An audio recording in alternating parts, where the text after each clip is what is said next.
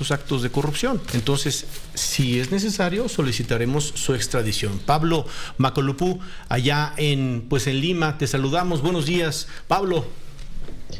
Buenos días, Manuel, muchas gracias, un saludo a toda tu audiencia. Pues así están las cosas de este lado y pues por lo que vimos ayer encendido el ánimo. Qué curioso, Pablo, porque hubo una carta la semana pasada con la preocupación de lo que sucedía en tu país, firmada por Argentina, por Colombia, Exacto, por Bolivia, por México, pero pues nomás a México lo echaron, ¿no? Diplomática y mundialmente lo echaron de Perú. Sí, las reacciones han sido aquí muy marcadas, por decirlo de alguna forma, por parte de la oposición al expresidente Pedro Castillo.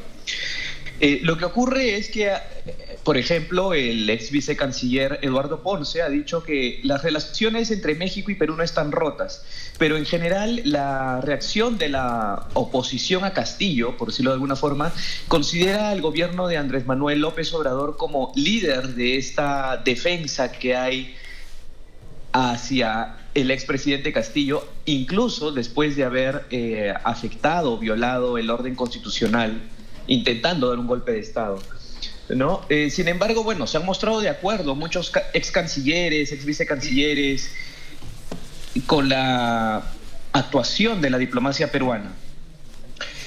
Sin embargo, sí hay defensores del gobierno de Castillo, ¿no? Como la ex ministra Anaí Durán, por ejemplo, que ha sido muy dura en sus afirmaciones. Ella dice, por ejemplo, que el gobierno de Dina Boluarte, ha cometido una venganza y contra México por su posición de apoyar a Pedro Castillo, ¿no? Y que esto es algo propio de las dictaduras, dice, por ejemplo. Pero acá el comunicado de Cancillería es claro en decir que, bueno, ha tomado la decisión por México, sobre el embajador, por las constantes declaraciones injerencistas de parte del gobierno de López Obrador. Algunos políticos están insistiendo en que esta posición la tomen también con Colombia, por ejemplo, porque el presidente Gustavo Petro ha tenido declaraciones similares, ¿no? Inclusive llamando a la CIDH u organizaciones de derechos humanos por Pedro Castillo, ¿no? Y esta mañana la Cancillería de Perú ha informado que el lunes hizo entrega una nota de protesta a la encargada de negocios de Honduras, ¿no? Porque también Honduras emitió un comunicado el 7 de diciembre hablando sobre el tema, calificando la sucesión constitucional, porque Dina Boluarte es vicepresidenta que fue elegida junto a Pedro Castillo, ¿no? Entonces, bueno, ha habido una sucesión constitucional porque Pedro Castillo rompió el orden constitucional. ¿Cómo le llamaste, obviamente, Pablo? ¿Una carta de qué le mandaron a Honduras? ¿Una carta de qué dijiste? Es una nota de protesta. Nota de protesta, gracias. Una nota de protesta a la encargada de negocios, ¿no? Se les ha transmitido, de acuerdo con las palabras literales de la Cancillería, el más enérgico rechazo y malestar por el comunicado de la Cancillería de Honduras del 7 de diciembre, que constituye una inaceptable injerencia en los asuntos internos del Perú. Ahora tenemos, por otro lado, el caso de la ex primera dama, ¿no? Lilia Paredes. El caso de ella es particular porque, bueno, se le ha dado el asilo. Hay congresistas, hay posiciones muy diversas. Hay congresistas que están de acuerdo con que se vayan como para rebajar un poco las tensiones, por decirlo así, ¿no? Y no mostrar tampoco que hay una persecución política, un impedimento de salida y cosas así. Pero hay que aclarar que Lilia Paredes tiene comparecencia con restricciones por la justicia peruana, ¿no? Porque está investigada por ser presuntamente coordinadora de una organización criminal que lideró Pedro Castillo desde Palacio de Gobierno. Correcto. O sea, la tesis de la Fiscalía es que ella habría sido la presunta coordinadora y que su cuñada, a quien la familia presidencial le llamaba hija, ¿no? O sea, Pedro Castillo y Lilia Paredes la llamaban hija, la consideraban hija, que es la hermana de Lilia Paredes. Ella sería como una especie de lobista, ¿no? Alrededor de toda esta organización. Entonces, hacían movimientos de dinero. A Lilia Paredes se le investiga por hacer presuntamente movimientos de dinero para hacer pagos, por ejemplo, a una exregidora de Chota, que es la ciudad natal de Pedro Castillo, ¿no? Por una deuda que tenían en préstamo, ¿no? Pero hay otros delitos de corrupción en los que están involucrados y que alcanza, por ejemplo, al Ministerio de Vivienda. Y en esta organización es en el que se enmarca la investigación y las acusaciones, aún preliminares, contra la primera dama Lilia Paredes.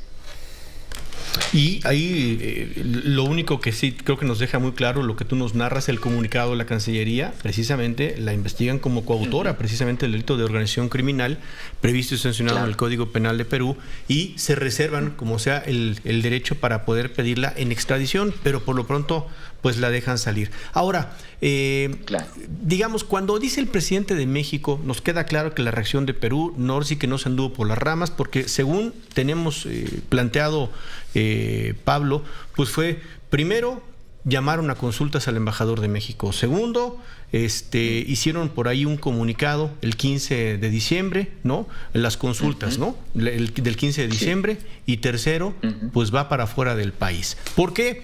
¿Cómo se tomó? Si es que se tomó, y supongo que sí, cuando el presidente López Obrador dice, ponemos en pausa la relación con Perú. ¿Eso se interpretó de alguna forma? ¿Se aterrizó allá? De alguna forma se ha tomado como una posición más firme de apoyo al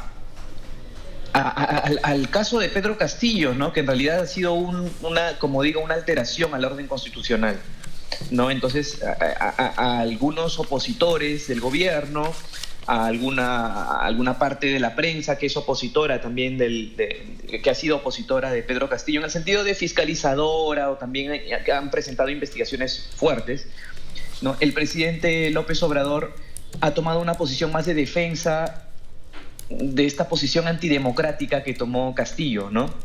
Llamar, por ejemplo, golpe de Estado a la asunción de Dina Boluarte, en realidad es como una frase o una consideración fuera de lugar, porque ahí se cumplieron procedimientos constitucionales que, el presidente alteró el orden constitucional, el Congreso aplicó la vacancia por incapacidad moral, la ley, por el caso de haber intentado dar un golpe de Estado. No hay que olvidar, por ejemplo, que el presidente, en su discurso de golpe de Estado o de intento de golpe de Estado, él había pedido también la reestructuración del sistema de justicia, pero de un sistema de justicia que estaba investigándolo a él, que estaba investigando a su familia, que estaba investigando a exministros, colaboradores. Entonces, luego declaraciones que han salido publicadas de, por ejemplo, generales de la policía que han estado alrededor de este caso.